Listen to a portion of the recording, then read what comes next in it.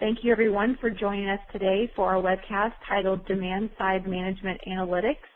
Today you'll be joined by Jean Shelton, PhD at Itron. She is a director of our Consulting and Analysis Division. Dr. Shelton has extensive experience with market research, econometric analysis, and modeling. Dr. Shelton has managed the econometric evaluations of DSM savings for several utility clients, including the evaluation of energy efficiency, demand response, behavioral, and distributed generation programs. Jean? Well, thank you very much, Becca. So we'll begin today with a discussion of DSM Analytics. The agenda that I've put out will have a short introduction, and then we'll discuss demand-side management. What is demand-side management? And I'm going to go over a high-level overview of the different types of demand-side management, why the utilities developed these programs in the past, and why we believe that we believe they're going to be used in the future, and to discuss the importance of DSM Analytics and how the results from DSM Analytics will be used in the future to help improve the grid reliability. And at the end of the presentation, I'll be discussing some of the data needs associated with demand-side management and demand-side management analytics, and some of the data governance and confidentiality issues associated with DSM Analytics.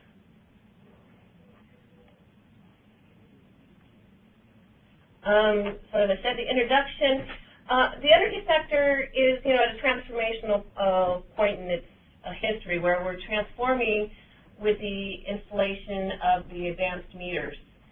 In the past, when we talked about DSM analysis, in general, we would have 12 yearly data points, basically the monthly billing data for most of the customers. You'd have a few large customers with hourly or sub-hourly data, but in general, most of the customers only had 12 yearly electric reads, your monthly billing data, and that limited the types of demand-side management that you could offer to those customers and your ability to analyze the data. Now we're at a point where many of the utilities have installed smart meters, and AMI data is available for many of your customers at an 8760 or an hourly level. And what that does for us is it allows us to develop a better understanding of your customers' energy usage. It allows you as utilities to expand the population of customers that you can offer demand response, distributed generation, and pricing programs to. Now those programs can be implemented, the results can be analyzed, the programs can be updated. It allows you basically to help tailor your demand-side management offerings to the needs of your customers, to your geographic needs, and to the needs of your grid. So, as I said, we're going to begin the discussion with a high-level overview of demand-side management. Starting here, they call it Demand-Side Management 1.0, which is the discussion of energy efficiency, which has been used to reduce usage. And it was really the beginning of energy efficiency and energy efficiency standards was really the 1970s and the oil embargo that drove up the price of oil and led to the need to reduce our energy consumption as it was derived from oil. So utilities developed energy efficiency programs. There's the graph here showing, California developed some initial energy efficiency programs in the 1970s and implemented some standards. I think it's well known, the refrigerator standards that came out of California, and it led to a dramatic reduction in the growth of California's per capita energy consumption. But the general idea of these programs is that you're just trying to get people to install pieces of equipment that will lead to the reduction in their overall energy usage, and that may help delay the need for new generation. And a side benefit is it also may improve your customer satisfaction. So here's a simple graph of a programmable thermostat program that we've evaluated here at Itron's Consulting and Analysis Group. The basic idea is that people were installing a programmable thermostat, and for this particular utility, the installation of those programmable thermostats, when we analyzed the data, led to a substantial reduction in their general overall electricity consumption and also in a reduction in the peak demand. Now, it's important that you analyze these data because I've also analyzed programmable thermostat programs at other utilities where the programmable thermostat really led to no significant reduction in energy usage. So if you were working on a model within your utility that you believed these programmable thermostats were working to reduce usage and reduce peak demand, and they weren't, then obviously your plans and your what's actually happening on your grid have diverged. So it's real important that you analyze these programs, see how they're impacting energy usage for your customers, and then, make updates to your programs or to your models as needed. Demand-side management 2.0, as I've called it, is demand response and pricing programs.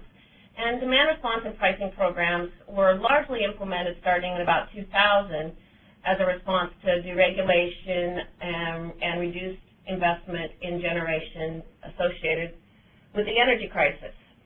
So demand response programs are programs that are designed to curtail customer load and reduce peak usage. They're usually things such as an AC cycling program or a program that aggregators may implement that with your larger customers, where they call the customers and tell them to, or ask them to reduce their load during certain constrained hours.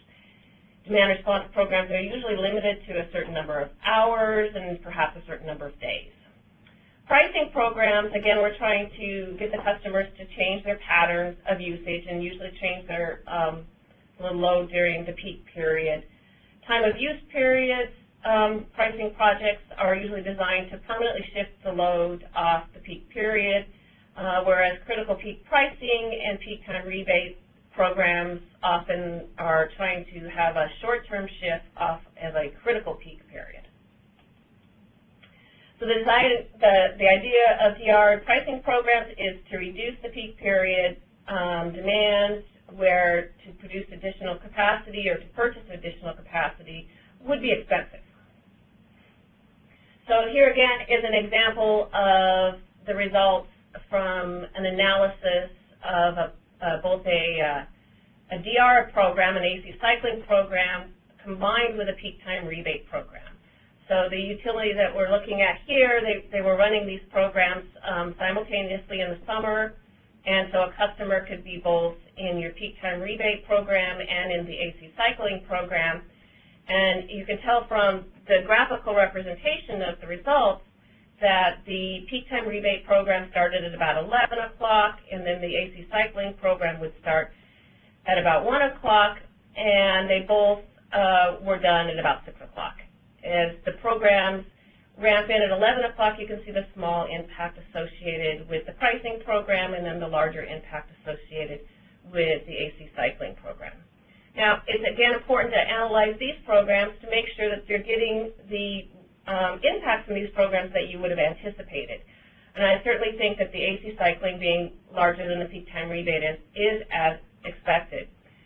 It also happens, however, that multiple times when we've analyzed AC cycling programs, we've found that there may be large areas in your service territory where your customers are signed up for these programs, but they're not actually getting the signal, and you can see that when you analyze the data. Another thing I think that looking at the results from this analysis is you can see that while the program started in a staggered basis, they finished at the same time. And that led to the situation where you have a significant ramp at the end of the program as the customers are coming off both the peak time rebate and the AC cycling, leading to a significant ramp and the snapback period following the end of the program. So, going forward, looking at this type of data, the utilities analyzing their data from the programs, you ask the question, should we also perhaps stagger the end time of these programs so that not everybody's coming off at the same time of these different types of programs, and we could try to reduce that ramp at the end. The third type of demand-side management that I'm calling demand-side management 2.5 is your distributed generation programs.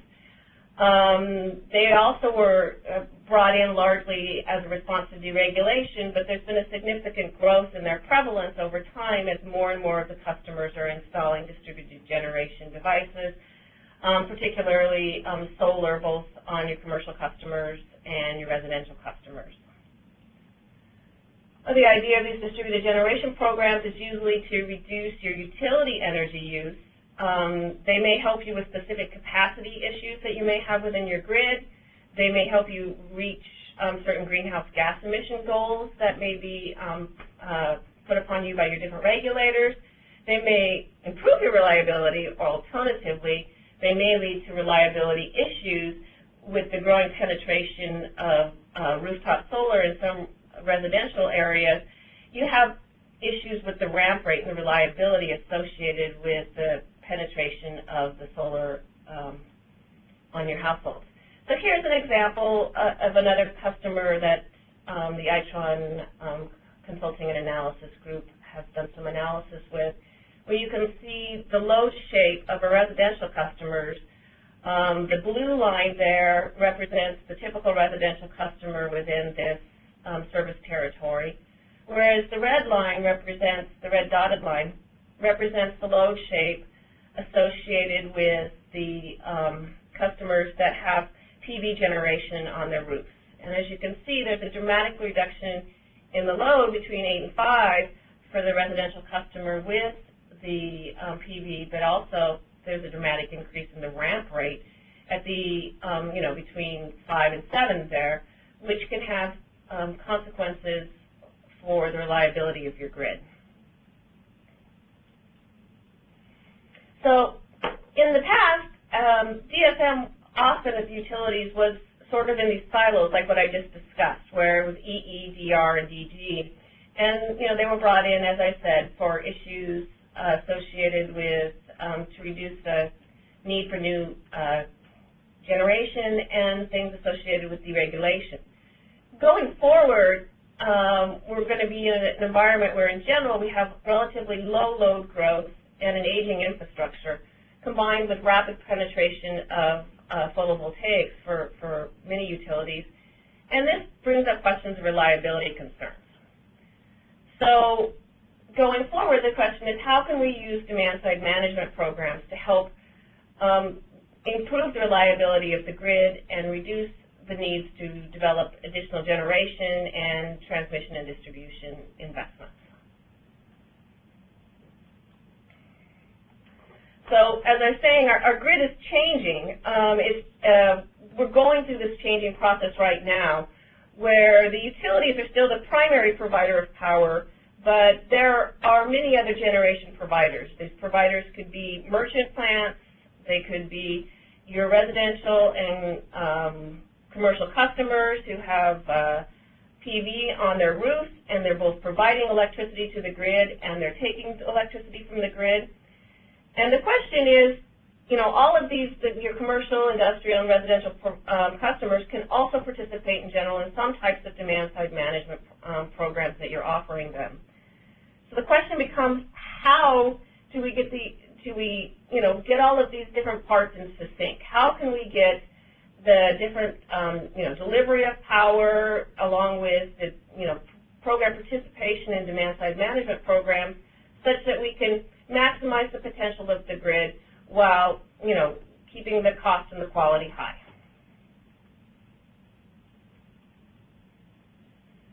So DSM analytics and some applications that I see going forward. I believe that demand-side management will help with improve your customer engagement. As we said before, energy efficiency often is a type of thing that improves your customer satisfaction with the utilities. Demand-side management, I believe, will continue to have those opportunities. I believe that demand-side management and the analysis of demand-side management can help to inform your customers and make them more knowledgeable. And a more informed and knowledgeable customer will also increase the number of customers that want to participate in demand-side management. Demand-side management and the analysis of demand-side management can help to optimize your programs. Using analytics, it will be easier to target programs such that your customers are more likely to adopt them. You can send out mailers that indicate have more information about what the customer has in their site. As you analyze their hourly data, it becomes possible to pick off large energy-consuming end uses that you could focus your energy efficiency programs and your demand response programs on. Analytics will help you to target geographies where demand-side management may be more productive, both where it may be more likely that your customer will adopt the program, and also where you may need the program to help with some capacity constraints. Using analytics, we can also determine the integrated impact of demand-side management on different types of customers. Demand-side management and analytics will also help in the future with your integrated distribution planning process. Simultaneously, we're going to have energy efficiency, demand response, distributed generation, electric vehicles, and storage is going to have impacts on your load. Customers will be installing and implementing these different types of programs simultaneously. Using demand-side analytics, it will be possible to integrate the impacts of these different types of DSM into your end use and your load forecast to help improve the reliability of the grid and of your system planning. Demand-side analytics. Demand-side analytics is basically the process of combining multiple sources of data, so your hourly load data, your tracking data, and some customer data, within statistical models to determine the results. And with these results and this information that comes out of the statistical models, we can focus the programs going forward and help to improve the reliability of your program models and of the grid in general. The statistical models, there are many different types of statistical models associated with demand-side analytics. One would simply be you could use statistical models to predict the probability of program participation. So what's the likelihood that given customers with given characteristics will participate in your demand-side management programs. These type of models can help you focus your advertising and marketing for future demand-side management programs, and it can also help you as you design and modify programs going forward. Models can also help you understand the effects of your programs on energy consumption and demand, and understanding the effects of these programs is important to make sure you understand how they're impacting the load of your customers and therefore impacting the grid. Models are also used to develop prediction of future impacts on individual loads, the area loads, and the system loads. So as you're making your integrated resource planning, DSM will be one of those resources, and it's important to understand how the DSM is impacting your loads of your individuals and your system. So integrated demand-side management. What's the impact of combining the different types of DSM that we already discussed? So in the past, largely at utilities, EE, DR, DG were sort of siloed. They were implemented individually. There was a group that did energy efficiency, a group that did demand response, and a group that did distributed generation. And similarly, for those utilities that were analyzing the impact of energy efficiency, demand response, and distributed generation, often those impacts were siloed, so that there was not the concept that these things were being implemented simultaneously for a given customer. Going forward, however, the prevalence of demand-side management and the importance of demand-side management in helping improve the reliability of the grid is going to lead to what we're calling integrated demand-side management, where multiple types of demand-side management will be implemented at a given customer. And the utility programs will be designed to encourage customers to implement multiple types of demand-side management. And it will be necessarily, obviously, to develop sort of logic models that will tell us what the impact of integrated demand-side management is. And from an evaluation point of view, we will be needing to look at what happens when you implement multiple types of DSM. So the question being, does integrated DSM, how does that impact what happens to the load for your customers? If you implement DR with DG or DR with EE, how much DR impact do you get? You need to know this so that when you have a critical event, how much can you expect your load to drop now that you've got customers doing multiple types of DSM? Can we use integrated demand-side management to help reduce those ramp rates that we were seeing in some of those illustrations of the load with PV? Can programs be developed with anticipated outcomes that will reduce the ramp rate? So, a potential scenario is that utilities develop these programs that they think through their models will reduce the ramp rate and help improve the reliability of the grid. Then the next stage is to collect the data necessary to analyze whether or not you've got the outcomes that your logic model predicted.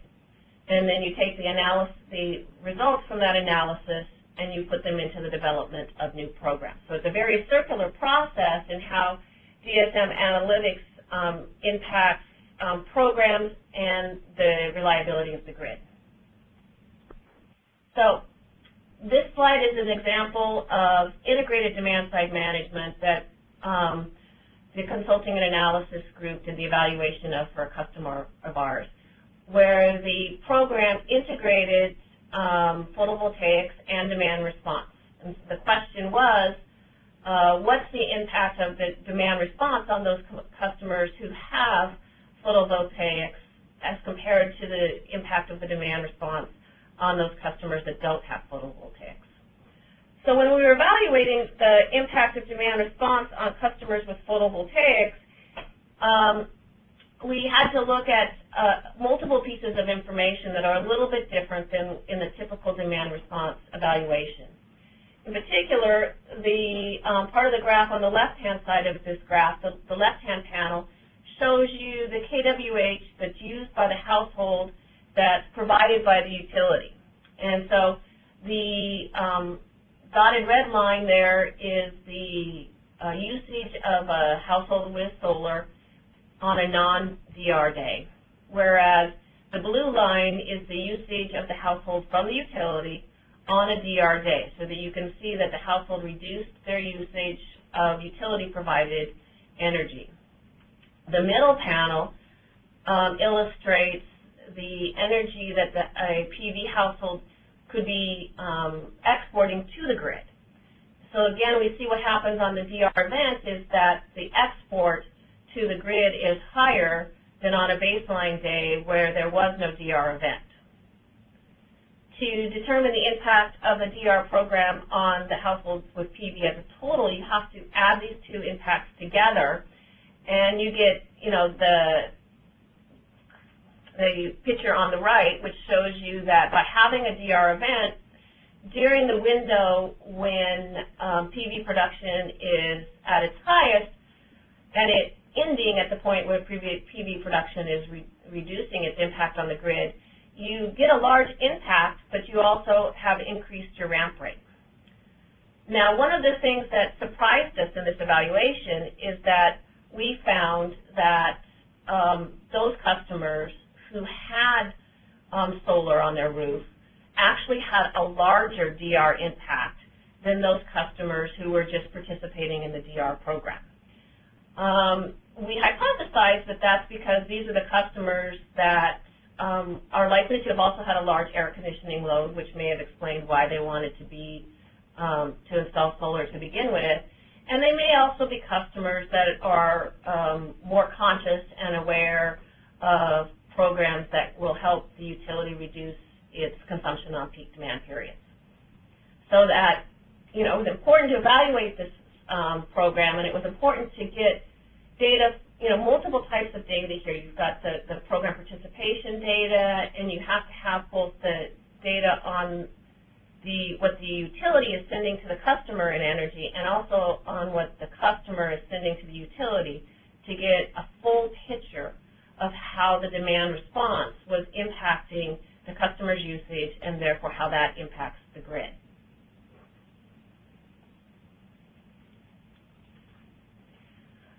So that was sort of my example. As I said, the usage of demand-side management in an integrated way. We're sort of in the infancy of that period.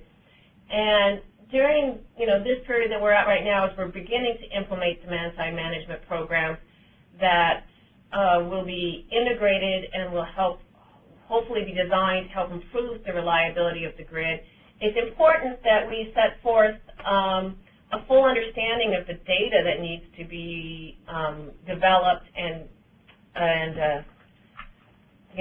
saved so that we can analyze these types of programs and develop a more complete understanding of how these programs are impacting the grid and how we can help them to provide more reliability and improve the reliability of the grid.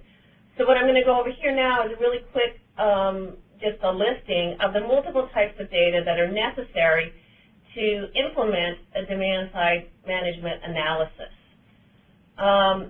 So as a demand-side analytics, and especially in an integrated world, are we going to require multiple sources of data and multiple types of data? It's important that we have our customer information system that will provide us information about the customer, where the customer is located. Obviously, we need the billing and the AMI data.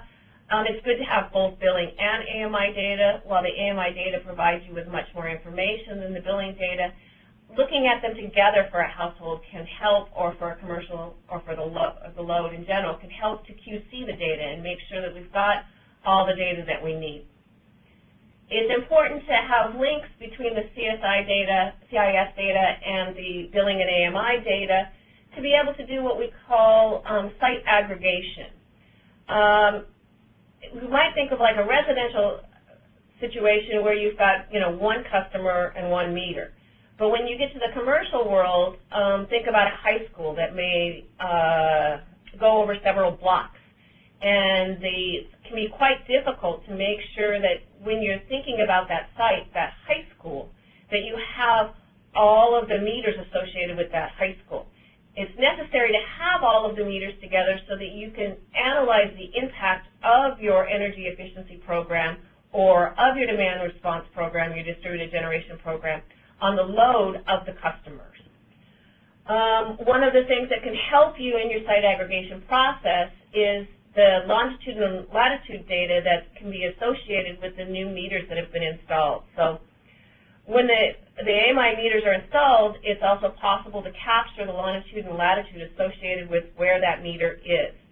And having that information can dramatically help improve the quality of site aggregation so that we can get a better understanding of how particular programs are impacting the load of particular types of customers.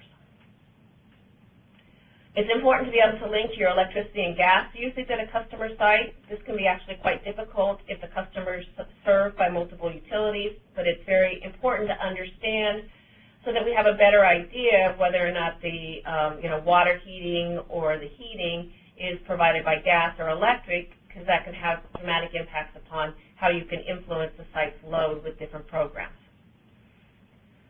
It's important to have extensive program tracking data on all your different programs that you're offering. So I've listed EE, DR, and DG, but also your electric vehicles and your storage that may be out there.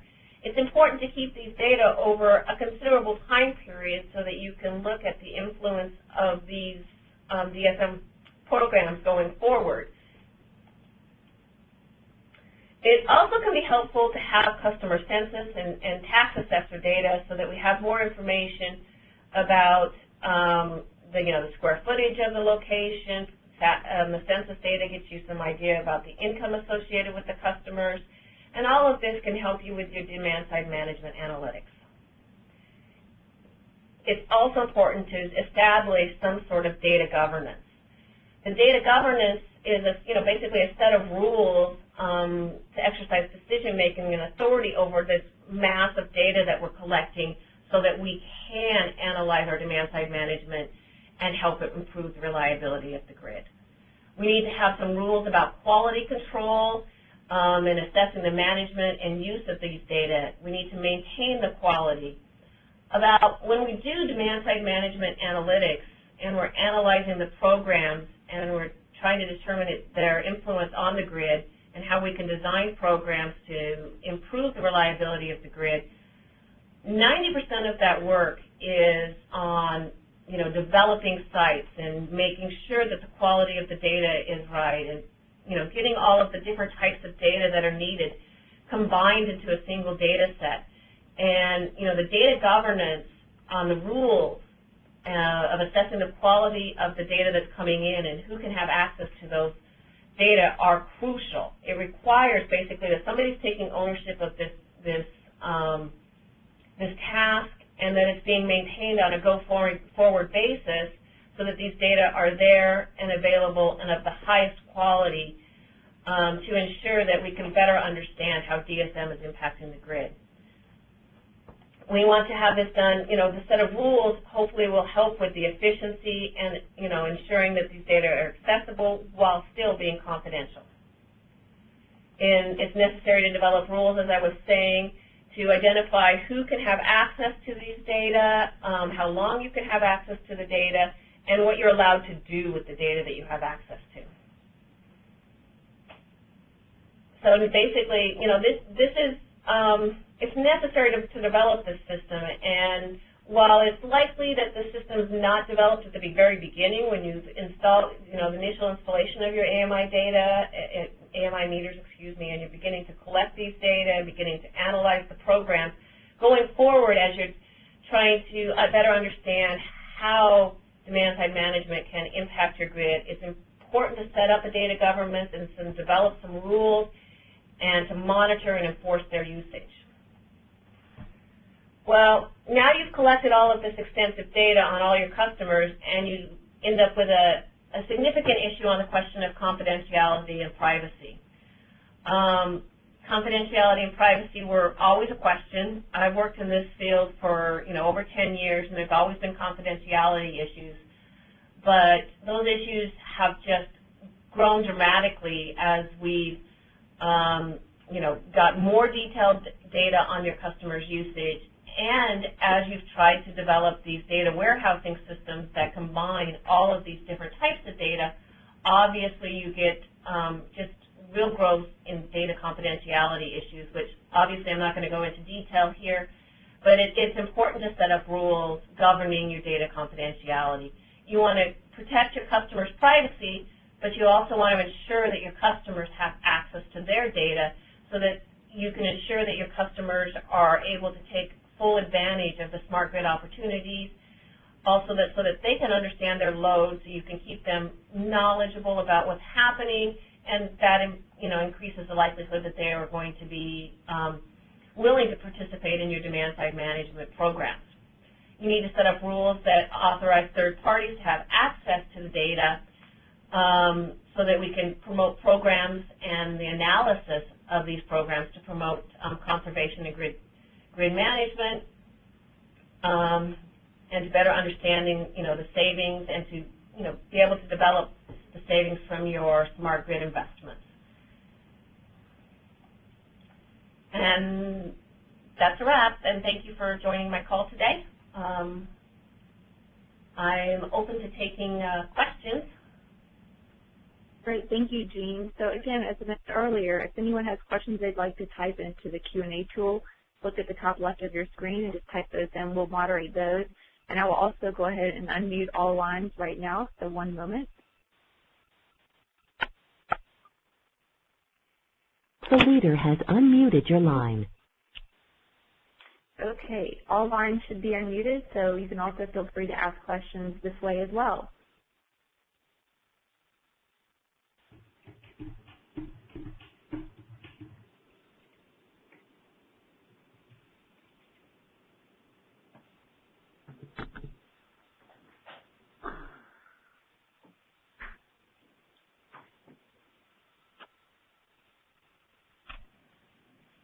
Does anyone have any questions?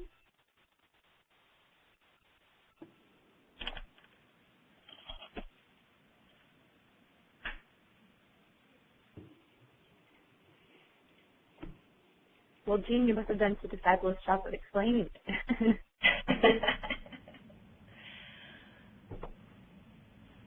Okay, go ahead.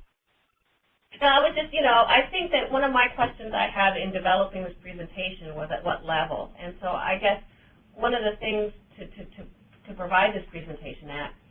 So I guess one of the things that I would like to hear back from people on is if, you know, the level, if people would like a more detailed or you know, more down in the weeds description of some of the DSM analytics and you know, analysis that we're doing here at Itron, having that feedback would definitely help for any future presentations that we might be thinking of undertaking.